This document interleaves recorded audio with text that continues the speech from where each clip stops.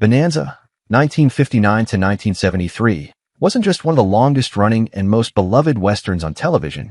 It was a cultural phenomenon that shaped an entire era of American TV. Set on the sprawling Ponderosa Ranch, the show followed the lives of the Cartwright family and captured hearts across generations. But while the series brought fame and fortune to its stars, many of the actors who helped make Bonanza iconic have since met tragic and untimely ends. In this video, we look back at the cast members who have sadly passed away, some under heartbreaking circumstances, others after long battles with illness or personal demons. Their stories behind the scenes reveal a deeper, often darker side to life after the spotlight faded. Michael Landon, born Eugene Maurice Orowitz on October 31, 1936, in New York City, joined Bonanza as Little Joe Cartwright in 1959 when he was only 22. His character was impulsive, passionate, and charming, traits that mirrored his real-life complexity. Fans fell hard for Little Joe, and Landon quickly became the show's breakout star. But behind the charm lay a turbulent soul. Landon's childhood was chaotic. His mother was suicidal and mentally unstable, frequently attempting to drown herself in front of him. The trauma of his upbringing haunted him, contributing to a lifelong need for control. Though he married 3 times, his relationships were marred by infidelity, manipulation, and emotional distance. His second wife accused him of psychological abuse, and on Little House on the Prairie, Landon clashed bitterly with co-stars, demanding creative control and sidelining actors who challenged his authority. His biggest career scandal came when he began an affair with a much younger makeup artist, Cindy Clerico, during his second marriage, an affair that became tabloid fodder and caused a public backlash. Professionally, he was tireless but obsessive. He often wrote, produced, directed, and starred in his shows, leaving crew members exhausted and resentful. Behind closed doors, he struggled with drug dependency, painkillers, and sleeping pills to battle migraines and stress. Despite this, his work ethic kept his star rising. The news of his terminal pancreatic cancer diagnosis in 1991 stunned the world, especially after he appeared defiantly optimistic in his final interviews. He died on July 1, 1991, at his Malibu home, at just 54. At the time of his death, his fortune was valued at approximately $40 million, drawn from his massive TV successes, smart investments, and ownership of production rights. Still, some of his children later spoke of feeling alienated, and several lawsuits over estate management followed his death. Landon remains a TV legend, but also a cautionary tale of brilliance laced with chaos, charm steeped in control, and trauma masked as ambition. Pernell Roberts, born May 18, 1928, took on the role of Adam Cartwright in 1959 at the age of 31, embodying the cerebral, brooding eldest son whose architectural ambitions and philosophical mindset set him apart from his frontier family. On screen, Adam was admired for his intelligence and quiet strength, often clashing with patriarch Ben Cartwright in ways that mirrored his actor's real-life defiance. Roberts was a complex man, intensely private, fiercely intelligent, and deeply contemptuous of the television industry. He felt trivialized art.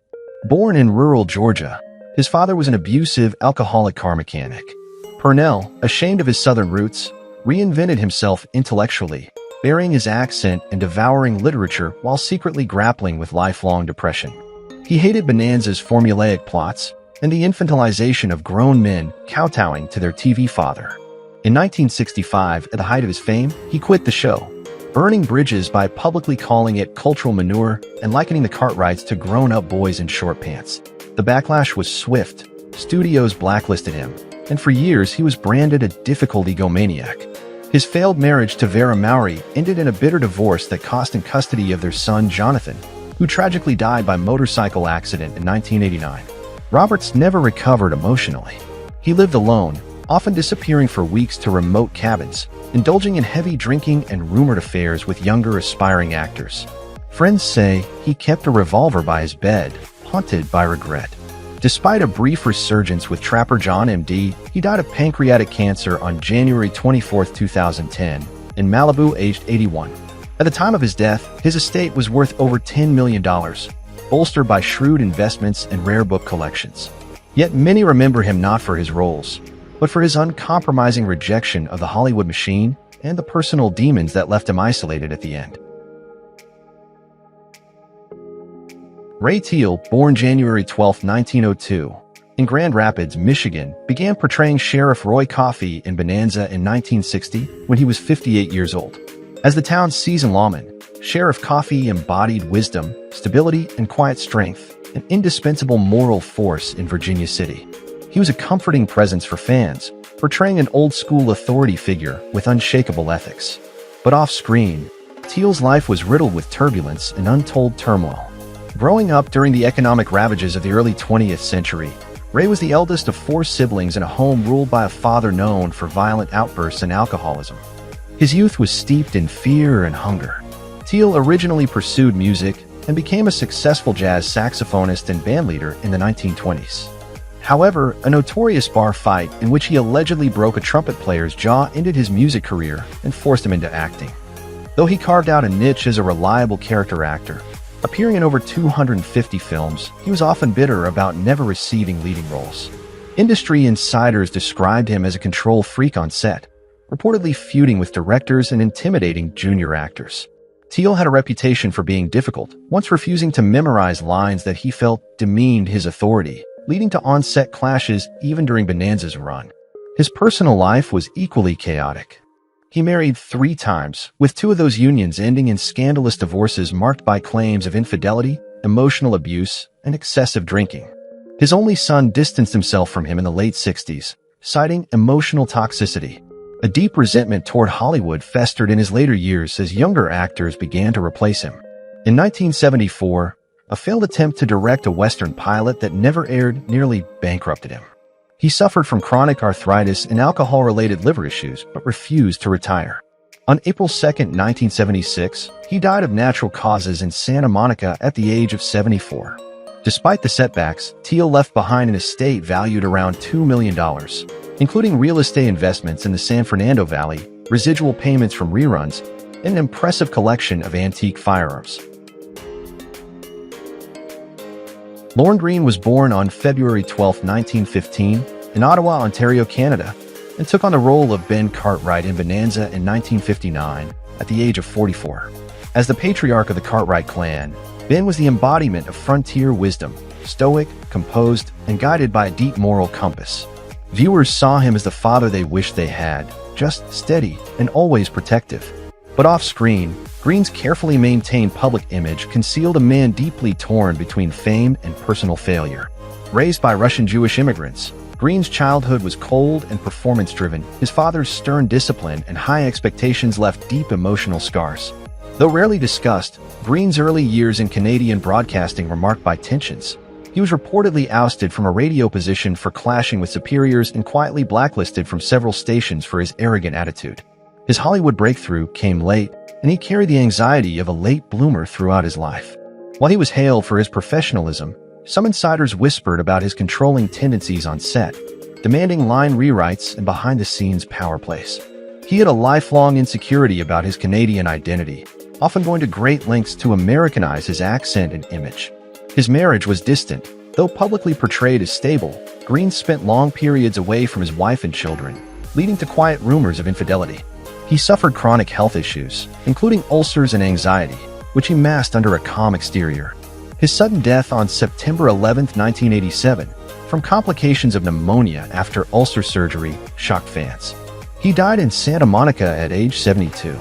At the time of his death, Green's net worth was estimated at $10 million, largely from investments in Los Angeles real estate, royalties from Bonanza and narration work, and holdings in media.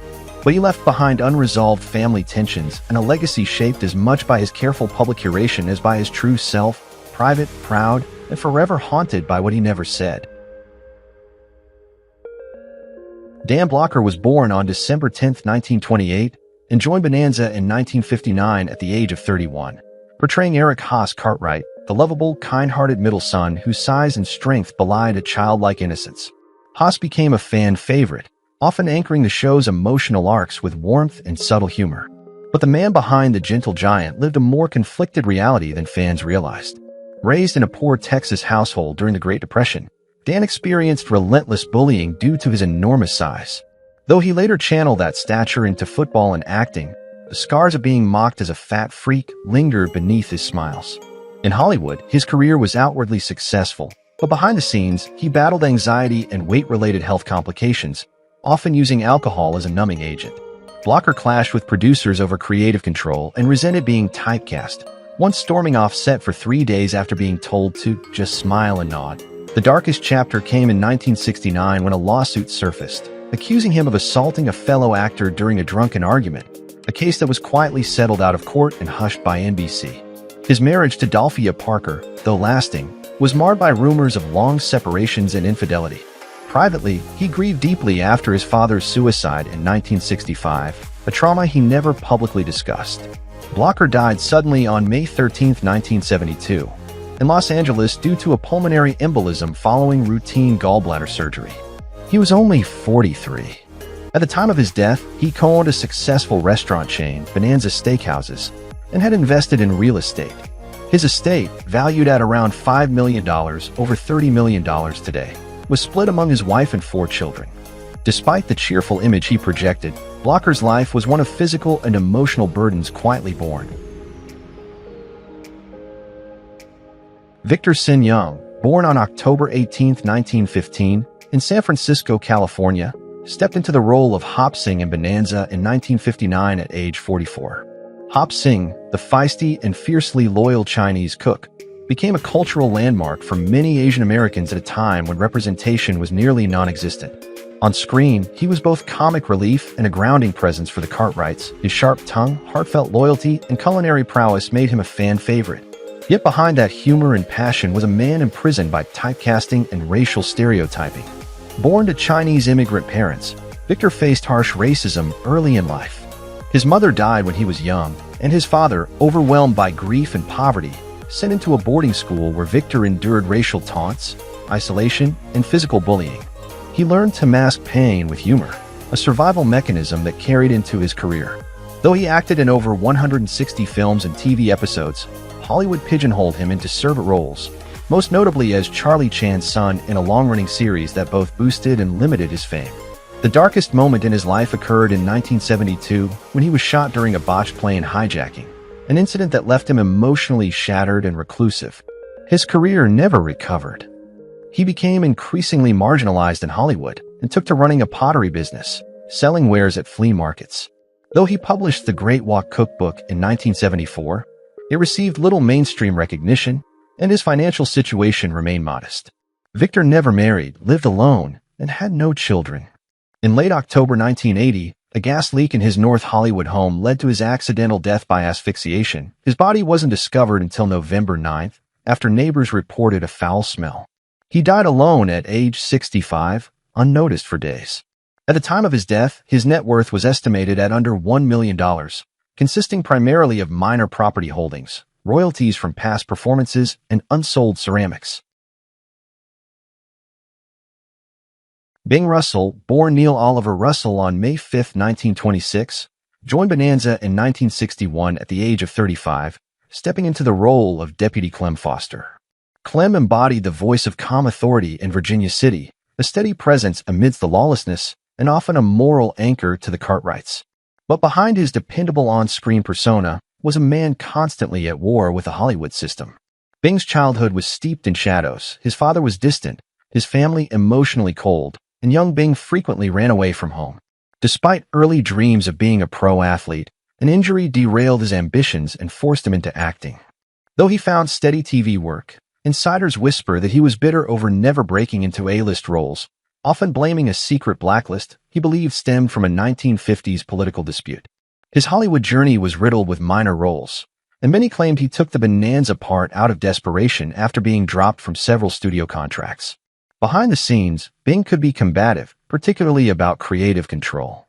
His obsession with rebellion manifested in his eccentric ownership of the Portland Mavericks baseball team.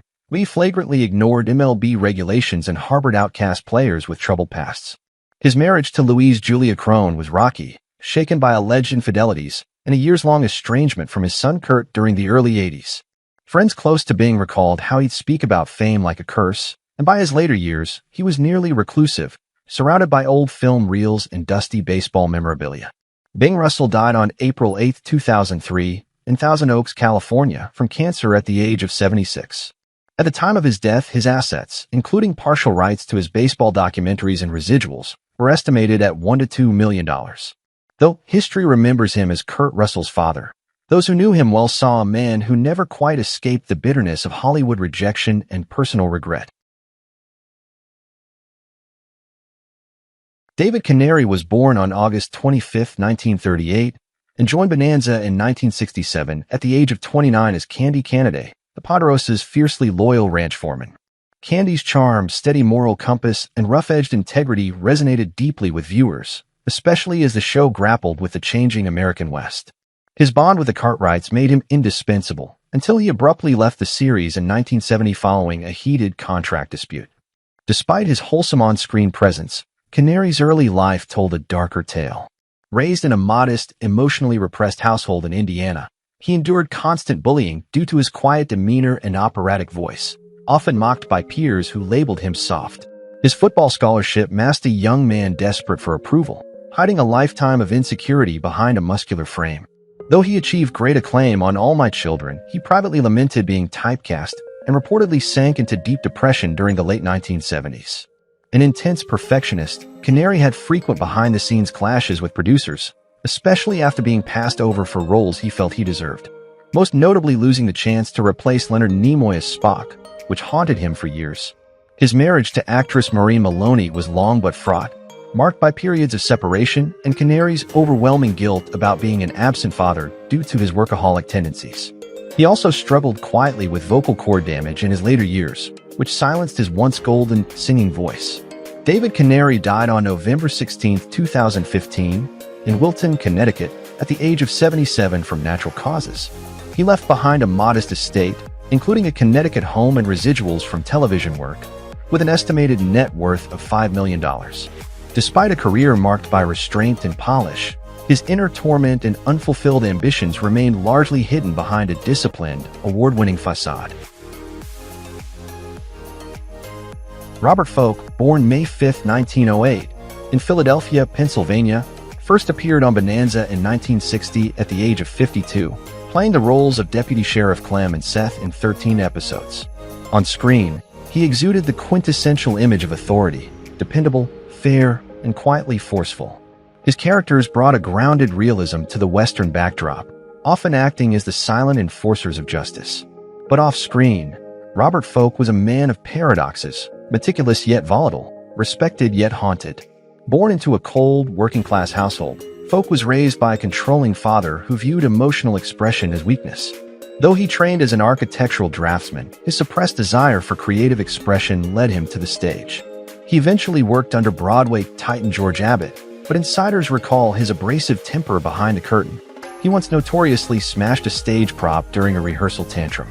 His transition into film and television was marked by bitterness over being repeatedly passed over for leading roles. Though he maintained a calm demeanor on screen, colleagues claimed he was sharply critical of co-stars and had little patience for method actors, whom he considered self-obsessed frauds. His marriage to actress Barbara Slater was more functional than affectionate. Rumors circulated about his closeted personal life, a secret he guarded fiercely in a conservative industry. Folk battled depression privately and often immersed himself in architectural work as a coping mechanism, using it to distance himself from the Hollywood circles he distrusted. By the 1970s, as Westerns faded from popularity, so did his relevance, leading to a period of self-imposed isolation.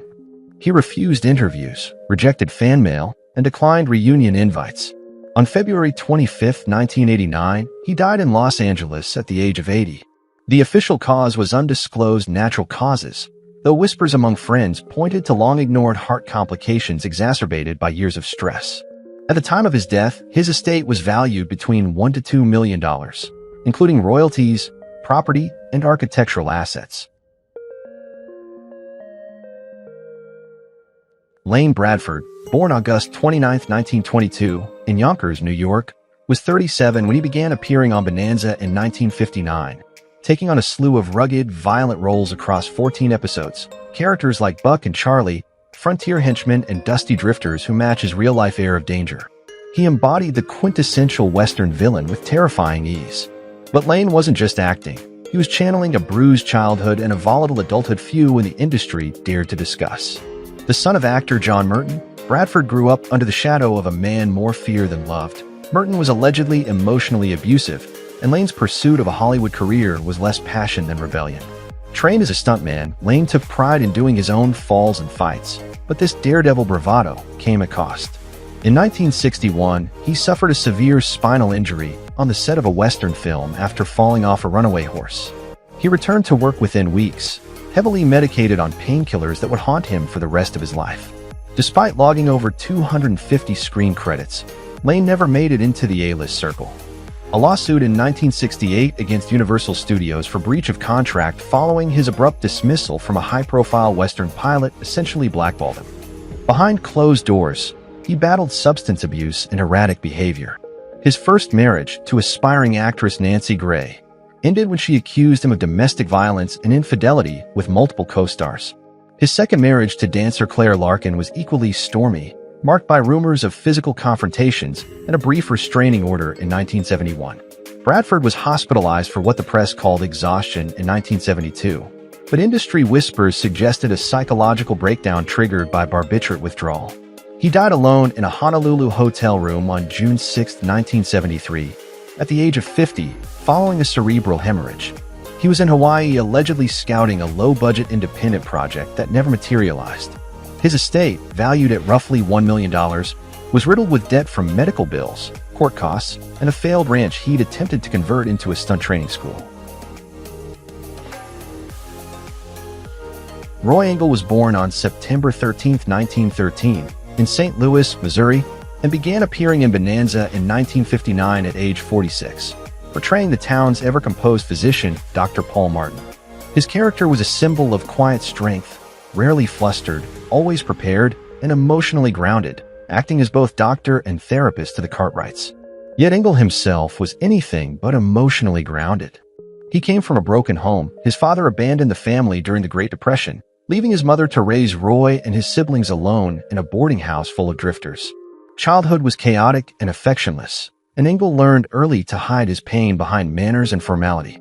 Behind the camera, his charm veiled decades of anxiety and bitterness over being perpetually cast as the background man. Despite over 800 TV appearances and 150 films, including roles in Gunsmoke, Dragnet, and The Twilight Zone, he was consistently overlooked for lead roles, which bred a quiet resentment. According to industry whispers, Engel was known to drink alone in his trailer, often muttering that Hollywood only loves your shadow, not your soul. His greatest professional frustration came when he was passed over for a lead in the TV adaptation of Sky King, despite originating the role on radio. That blow reportedly broke something in him. His demeanor hardened, and he became more withdrawn. Privately, his marriage was strained. His wife, a former dancer, left him in the late 1960s after years of quiet infidelity and emotional distance. They never officially divorced, but they lived separately until his death.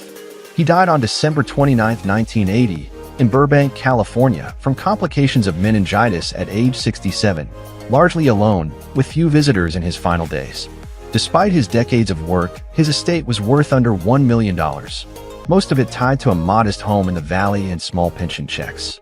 Forgotten by the industry, he gave everything to. Engel's story is a haunting reminder of how fame in Hollywood can be as invisible as it is fleeting. Harry Hulcom was born on November 11, 1906, in Malta, Ohio, and was 63 when he stepped into the role of Dr. J.P. Martin on Bonanza in 1969. His portrayal mirrored the earlier warmth of Roy Engel's character, offering quiet strength and wisdom during the show's later years. Yet behind the on-screen serenity, Hulcom carried the burden of a fractured past and a career built on surviving, not thriving. Raised in the heartland by a fire and brimstone preacher father, Hulcom grew up in a household ruled by silence and shame. He fled home at 17, and for years lived out of boarding houses while studying radio production. In Chicago, he became a respected radio director, but after a sudden collapse in funding, he found himself blacklisted during the McCarthy era. Rumors swirled of leftist sympathies, though no charges were ever proven. Relocating to Hollywood was his last resort, and though he rebuilt his career as a character actor, the damage lingered. Hulcom was a man of intense privacy. Colleagues described him as kind but unreachable. His most painful chapter unfolded behind closed doors. His son suffered from schizophrenia and was institutionalized for most of his adult life, a fact Hulcom kept hidden even from close friends. Professionally, he was best remembered not for Bonanza, but for portraying the gentle grandfather in Country Time lemonade commercials, an image at odds with his often bleak home life. Though he stayed married to Betty Nielsen, their relationship was strained by years of caretaking and emotional exhaustion. He never escaped the feeling that his talents were squandered, that he had been typecast as a background fixture. When he died of natural causes on September 15, 1987 at 80, in Valencia, California, he left behind an estate valued between $1 to $2 million, mostly accumulated through disciplined savings and modest television royalties. Forgotten by many, Hulcom's life is a testament to resilience, but also a stark reflection of the emotional cost of being the second choice in an industry built on spotlights and silence. Troy Melton was born on March 2, 1921, and joined Bonanza in 1959 at the age of 38, portraying a variety of unnamed characters such as rugged gunmen, blacksmiths, and townsfolk throughout the series. Though largely uncredited, his consistent background presence added gritty realism to the show, as he performed many of the dangerous stunts that brought the Wild West to life. Melton was praised behind the scenes for his stunt coordination and precision, but to viewers, he remained invisible, an anonymous craftsman in a world obsessed with stars. His childhood in Jackson, Tennessee, was mired in hardship. He was the fourth of 6 children in a family that barely scraped by, with an alcoholic father who frequently beat his children and a mother who worked cleaning homes. Young Troy was bullied at school for wearing ragged clothes and never having lunch. He learned early to swallow emotions and never cry. He joined the Army Air Corps during World War II, and after the war, found solace in the high-risk, high-adrenaline world of stunt work. Despite his experience and dedication, Melton was consistently underpaid and overlooked in an industry that exploited stunt professionals. The worst blow came when he was fired from a high-profile Western film after allegedly injuring a young actor during rehearsal, a claim he vehemently denied. Though cleared of wrongdoing, the incident cast a shadow over his career. Privately, Melton never married and was often described as emotionally unavailable by colleagues. Rumors linked him to several actresses, including one who mysteriously vanished from Hollywood after their alleged affair soured. He remained estranged from most of his family and became increasingly reclusive. In the late 1980s, he was diagnosed with cancer but told no one beyond his doctor. He continued working sporadically until his health collapsed. On November 15, 1995, Troy Melton died alone in a modest Los Angeles apartment at age 74. His possessions included a vintage Colt revolver collection, a worn-out pickup truck, and a savings account with less than $40,000. His net worth was under $1 million, despite decades in film. Bruno V Soda was born on March 25, 1922, and began appearing in Bonanza in 1961 at the age of 39, often cast as bartenders or obscure townsfolk like the recurring character Bruno. In an era when background players were mere wallpaper, V Soda stood out, haunted, gruff, and strangely sympathetic. But the man behind the roles was far more complex. Raised in a devout but dysfunctional Lithuanian Catholic household in Chicago, Bruno endured brutal discipline from a father who viewed artistic ambition as sinful and weakness as shameful. As a child, Bruno was overweight and isolated, often ridiculed for his stutter and strange drawings. He escaped through writing and radio, eventually finding work as a pioneer in early Chicago television. But his aspirations to be a respected director were undermined by a volatile temper and accusations of financial impropriety, claims that, although never proven, followed him like a stain. One producer alleged V Soda used budget money from a sci-fi feature to pay gambling debts. V Soda was blacklisted from several studios, and his directing career never recovered. On sets, he developed a reputation for being confrontational and crude, often clashing with crew members. He was a heavy drinker and known to arrive on set smelling of gin, yet somehow still deliver strong performances. His personal life was equally chaotic. He married a former chorus girl in the 1950s, but the marriage dissolved after public fights and a rumored affair with a younger actress.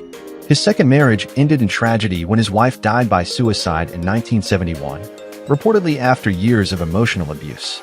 V Soda's relationship with his daughter was strained to the point of estrangement, and she declined to attend his funeral. In his final years, Bruno's health deteriorated rapidly due to obesity, alcohol abuse, and untreated diabetes. He died of a heart attack on September 24, 1976, in a rundown apartment in Culver City at the age of 54. His net worth was estimated at $500,000, mostly tied up in debts and failed investments. Phil Chambers was born on June 16, 1916, in Los Angeles, California, and was 46 when he began appearing in Bonanza in 1962, portraying recurring background characters such as Abe and a variety of townsfolk in 15 episodes. Chambers brought authenticity to those roles, and viewers often remembered his face, even if they couldn't name him. Yet off-screen, Chambers was far from the quiet, forgettable persona he portrayed.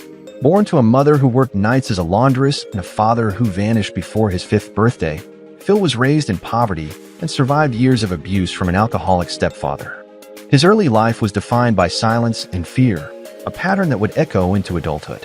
He served in World War II as a Navy radio technician, returning home with deep psychological wounds he never addressed. He would later refuse all VA assistance, claiming therapy was for weak men. Despite over 115 acting credits, he was never able to break into leading roles. Industry insiders described him as a professional ghost, always on set, always prepared, but deliberately kept at the margins. He was known to lash out at casting directors during late career auditions, once being forcibly removed from a Warner Brothers lot for refusing to read a line he called idiotic drivel. His personal life was just as disjointed. He married wardrobe assistant Helen McKay in 1958, but the relationship quickly deteriorated. She filed for divorce in 1967, citing emotional neglect and violent mood swings. Unsubstantiated rumors followed him for years. Some speculated he was gay and had a long-term affair with a closeted actor from Gunsmoke, while others claimed he had a secret child he refused to acknowledge. Chambers never spoke to the press and never gave interviews. His final years were reclusive, spent living in a rent-controlled West Hollywood apartment surrounded by shelves of dusty film reels and unopened mail. He died of natural causes on January 16, 1993, at age 76. His estate, estimated at under $1 million, consisted of an old pension, a used car, and a modest savings account. Thank you for watching as we reflected on the lives and legacies of the actors from Bonanza who are no longer with us. Their humor, charm, and unforgettable performances brought joy to millions and helped shape the show into a classic. While their journeys ended far too soon, their impact lives on through every scene, every laugh, and every memory they've left behind. As we honor their lives, we're reminded of how deeply television can touch our hearts. Join us next time as we look back at more stars who left us too soon, but whose stories continue to shine.